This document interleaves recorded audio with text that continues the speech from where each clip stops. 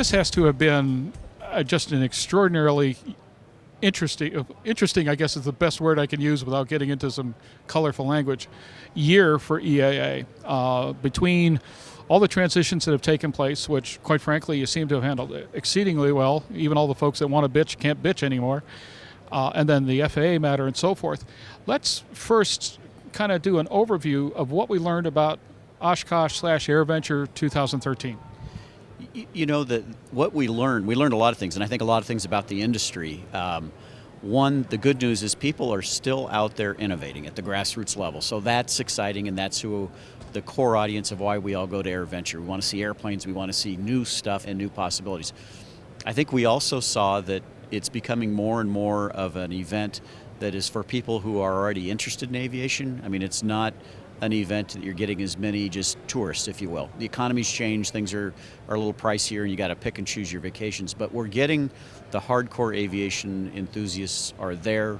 They're there in good quantities to make it a viable show, and they're bringing their airplanes, they're bringing their ideas, they're bringing their innovations, and they're asking, how do we keep aviation alive? And so we learned a lot in that sense. We learned that general aviation is not dependent on having a good convention and event with military presence. We could make the assumption that the military may never come back, and while that's unfortunate and we miss them, there's a lot of other things going on in aviation that, you and I have talked about, everything from X-Prize to people who are building products that they've designed themselves and are trying to test, to collections of vintage airplanes. So we learned that. We learned that having a venue that is hospitable, has decent food, decent pricing, you'll get crowds there. And again, another conversation you and I have had a lot, though, is what we are learning as you look around AirVenture is we have got to do something to try to create that next generation. And you hear the cliches, next generation, whatever you want to call it. What is it that's going to get the next group of people that are going to be as crazy as you and I are about wanting to be a part of aviation and sacrificing our available incomes to participate in some way? And I spent some time looking around the event trying to think about those next steps. We're doing an awesome job of giving kids through the Young Eagles rallies a flight. And if they're old enough to participate, we give them a ground school, which can help them along their way to becoming a pilot. But there's a lot of holes that need to be filled. How do I take a 9-year-old and keep him, looking to the sky, wanting to participate? How do I take a 20-something and show them that there can actually be a career involved in aviation?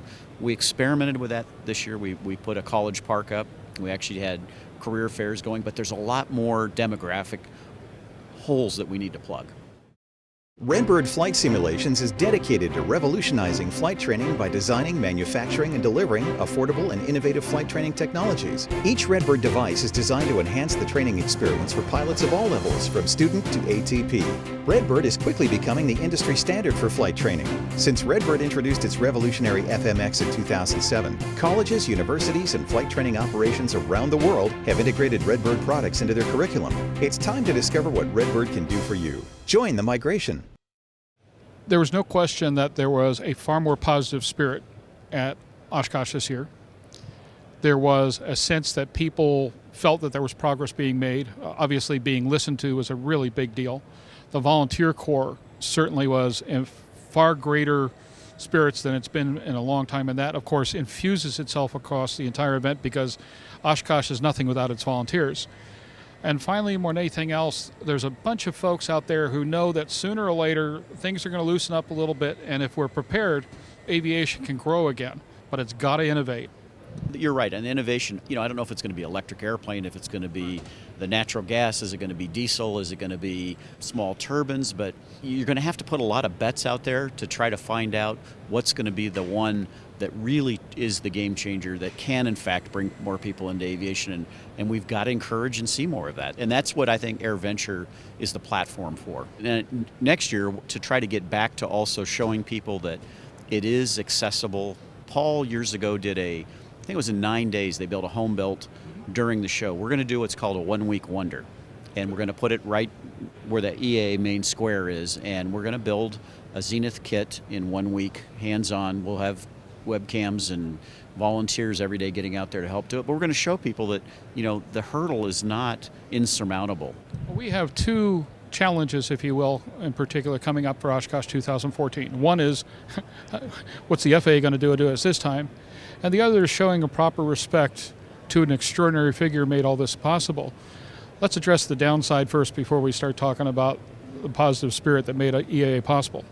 You know, last year we paid for the ATC services, and we paid for it in an environment that we thought was just a political game around eventually getting to a budget. Now we're seeing that political games can be played to a new level that we have never seen before. I mean, not only do we not have a budget, but we're arguing about everything under the sun. We're still under sequestration. So we are very, very concerned that next year's environment could be even more difficult and more politically skewed than what we saw this year. So we're anticipating we will be faced with, again, some onerous fees. And what we're trying to work through is, do we have any options? We didn't have an option because of the timeline that we were under, but we're talking to the contract tower folks, we're talking to the FAA saying, what kind of leeway will you give us regarding the NOTAMs and other things that we need to have in place to be able to operate the show? But we're going to assume that we're going to have to change our model to be paying for services of some sort. And it's a matter of what, how much, and what am I going to get for it. I don't see it changing. And I think our attitude is expect that, and we are going to soldier on and work through it. And we're not going to let it deter us from having a show. But we're putting a lot of time and energy on that, unfortunately, which in the past it was going to be in place. We didn't have to worry about that. We can go focus on getting people to show up in the right venues and the right entertainment there. And we're going to have to put a lot of time on this. And as I understand it, you're not likely to get away for $440,000 and change. If we could get the same deal that we got last year while it's extortion, at least we know what the extortion amount is. And that would be, and you hate to say this, but it would be a win if we could end up with that. I'm real worried that it could get worse. Rebuilding the sport aviation world one aviator at a time. That's A&N's new Aero Sports ebook series, your resource guide to the ultimate in aviation adventures. Aero Sport will feature the straight skinny on learning and enjoying 16 unique aviation sports, from ultralights and ballooning to aerobatics, gyroplanes and hang gliders to parachuting, home builds and general aviation to RC models. All this and more will be coming soon with the new updatable Aero Sport guide for your favorite electronic devices. Get your advance order in now at www.aero-sport.net. Well, another item that I'd like to discuss, I mean, it's kind of bittersweet. We all saw Paul's last hurrah, and I'm so very grateful he had the chance to do that. I've known him since I was a kid, and I can't tell you just how extraordinary his impact was here and to all the people I know. How will AirVenture Oshkosh 2014 remember Paul? As you said, seeing Paul in Red One last year was tremendous because we knew he isn't going to be around forever. And it's still hard to see him gone because he lived in Oshkosh and had such a presence.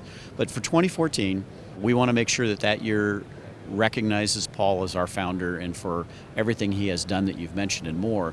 And we're going to try to have some memorable events throughout the week that will recognize Paul, whether it be some of the wonderful home builds that he designed, making sure that they fly and they're on display of people who have built those like products, making sure we just share the history of what he has done over time that goes from not only starting association, but working darn hard to make the experimental home built movement viable and supported by the FAA and others. So we'll work on various things throughout the week that people identify as being typically Paul, because he had his own unique, personality and thumbprint on, or thumb up, I should say, on the event that we want to make sure gets recognized. Well, we look forward to keeping up with you throughout the next year, and especially meeting you back in Oshkosh. And more important, honoring some extraordinary people, some extraordinary aviators, and most especially, Paul.